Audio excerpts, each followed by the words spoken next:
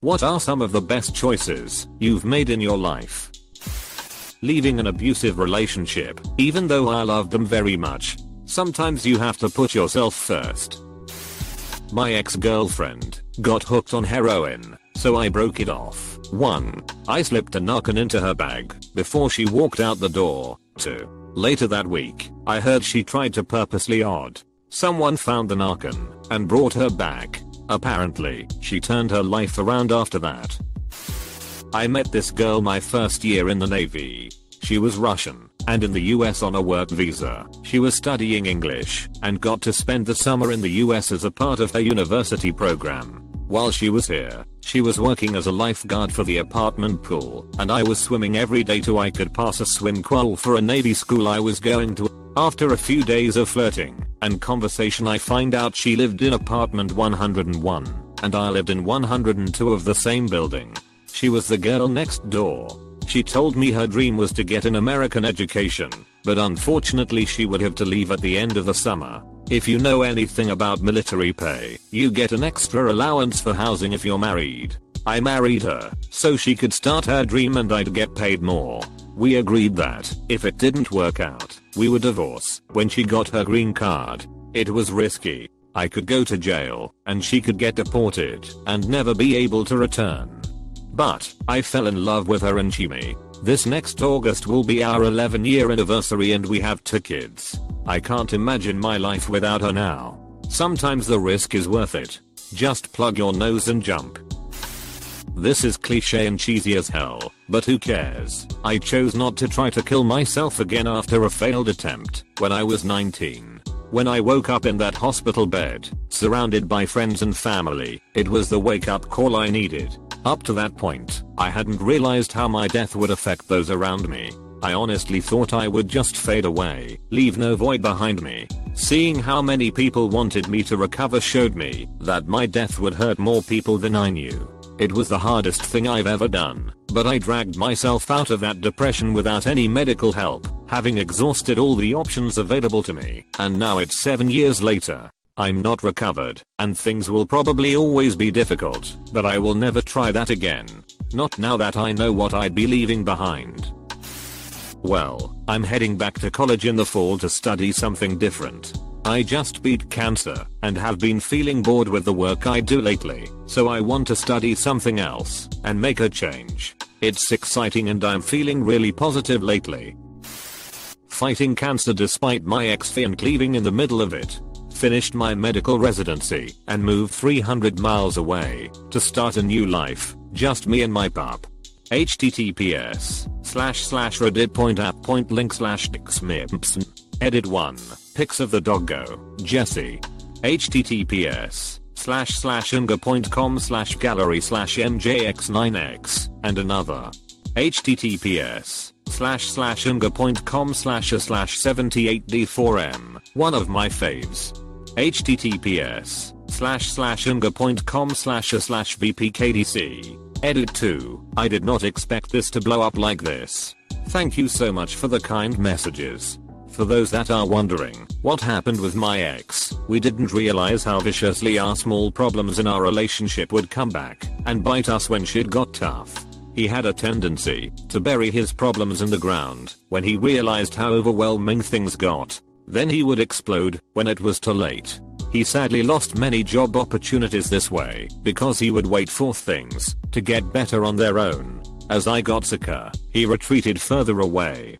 Things that we ignored earlier in our relationship started becoming bigger. We both just watched our relationship drift away, and then our families got nasty with each other, and I would try to be the middleman and make sure everyone was getting along, but I was crumbling inside.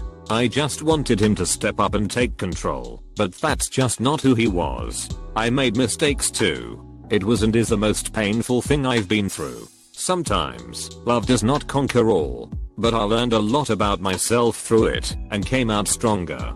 He always will be one of the best people to come into my life, and sometimes I still grieve for him not being in my life anymore.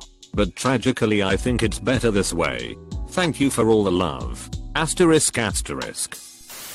When I was in kindergarten, if you did stuff well and didn't get in trouble, you earned points that you could buy a reward with. I saved mine up for a long time to get a mini gumball machine, but when I finally went to get it, I made a split-second decision to buy a glass rose that was another one of the prizes because I was about to visit my grandma and I wanted to give her something. Now every time I visit my grandma for years I get a little warm feeling seeing that rose sitting carefully in her living room above the fireplace. While in a tumultuous relationship I chose to not be jealous or resentful towards my partner or anyone else. The biggest thing was realizing that it truly was a choice. When I felt jealous I previously took it personally for no reason whatsoever, but felt so much more free, stable, and loving when I chose to not do that. It's carried over to a lot of other aspects of my life and has truly helped me to judge and take situations for what they are, allowing me to feel loved a lot easier. Quitting smoking. I smoked for 9 years and quit 2.5 months ago. One of my favorite things I can do now is run. As a smoker I could never run for more than 2 minutes without dying. Now I proudly have a 7-minute mile. I wish I could go back in time and undo all the damage smoking did to me, but all I can do is push forward from here and be glad I don't smoke. Screw cigarettes! Exclamation mark. I had a rule. Don't flirt if there is no possibility of a relationship. My thinking was, if this go badly you're just embarrassing yourself, and if things go well you're just setting up for disappointment. While at my college roommate's wedding I broke that rule to flirt with the maid of honor, even though she lived 3 time zones away. Yeah, we're married now. Breaking up with the emotionally manipulative girlfriend. I think we're all in that situation with a partner at some point or other, and finally taking the step to get away from them and realize you don't need them is a big part of emotional maturity. Losing weight. Skin got better, easier to find clothes, better social interactions, lesser judgmental comments. Got off my prescription anxiety medication, first Valium, then Klonopin, which I was on between 10th grade to my freshman year of college.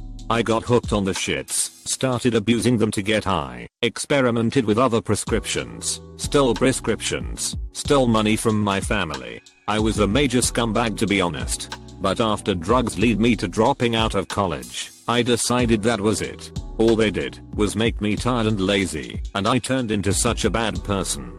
But upon getting off them, with the help of my psychiatrist, I started a regular gym routine. Got my first job, enrolled in EMS classes, and got back to community college. Now I'm a nursing student with a job in EMS, and I look and feel better than I ever have before in my life. I have no regrets and I feel fortunate that I got to get my life back on the road it was meant to be on, because I know a lot of other people have not. To move to Ireland. Yeah, emigration is not for everyone, but it helped me build a life for myself. Having a full hysterectomy due to endometriosis and adenomyosis so that I could be healthier for my daughter while her dad battles a very rare form of cancer. We are no longer together, but are best friends and co-parent very well. Quitting my last job. I was burned out on it. Physically, mentally, emotionally. Every morning I woke up looking for reasons I could call out. Every night I tossed and turned, dreading the next day. I found myself hoping someone would hit me on the way to work, just to have a valid reason not to show up. Then due to safety issues I broke my foot at work. I was out 6 months recovering. When I came back to work, the burnout was worse, not better. So one day, I just quit. We did our morning huddle and stretches. The supervisor talked about how it was going to a busy day, and I just didn't care. I walked off. Went to the outbound supervisor, turned in my badge, and straight up told him those job wasn't for me anymore. Despite not having another job lined up, despite wiping out my savings, and maximuming out 3 credit cards to stay afloat, while I was out recovering from my broken foot, I felt like I'd just fried a large weight. I smiled for the first time in months. Went and said goodbye to my coworkers, then went outside, and waited on my ride. I'm much happier now. I found another job about a month later. I got my JED. I started paying attention to my relationship and saved it when my fiance planned on ending things. Now I'm applying to colleges to get a computer science degree and working on a book that has been bouncing in my head for decades. So yeah, best decision I ever made.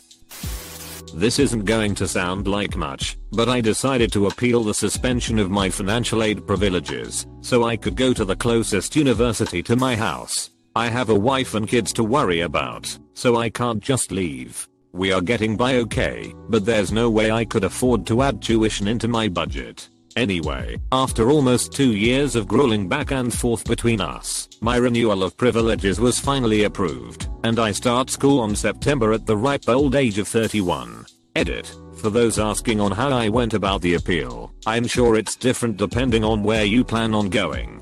In my case, I had to fill out an endless pile of forms explaining why I dropped out. I attempted to join the military after we went to war in Iraq, but was medically unfit and also obese at the time. I shouldn't have dropped out until after I was sure. Then I had to somehow explain how my situation has changed enough to convince them that I wasn't in danger of dropping out again. They lost numerous forms and had me restart the appeal like 3 times.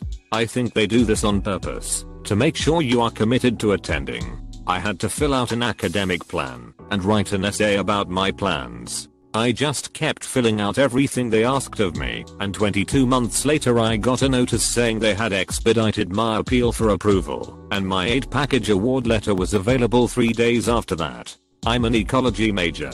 My biggest dream in life is to one day set foot on Antarctica. I feel like I just got one step closer, out of thousands. Long ago and far away, after agreeing with my partner that it would be best for us to terminate her unexpected pregnancy, I changed my mind and chose not to. That night I lay awake, wrestling with our decision and its implications, projecting the what ifs and the maybes into the future as far as I could. Finally, I realized 2 things with absolute certainty: that I loved my partner with all my heart, and that the plan we'd set our minds to before going to bed would slowly erode our relationship until it was no more. In the morning, when she woke up, I kissed her gently. I told her that I loved her deeply, wanted to have the baby, and asked her to marry me. Here, decades later, having raised and loved a beautiful daughter that was that baby, it was, and remains, the single best choice I've ever made in my entire life. Marrying my wife, along with being a loving, hilarious, gorgeous geek, she had the emotional intelligence to help me go to therapy and get past decades of baggage from my family, because she had done the same to get through her childhood issues. I love seeing how she is as a mother to our 2 kids. I'm so glad they'll never have reason to fear their mother like I did.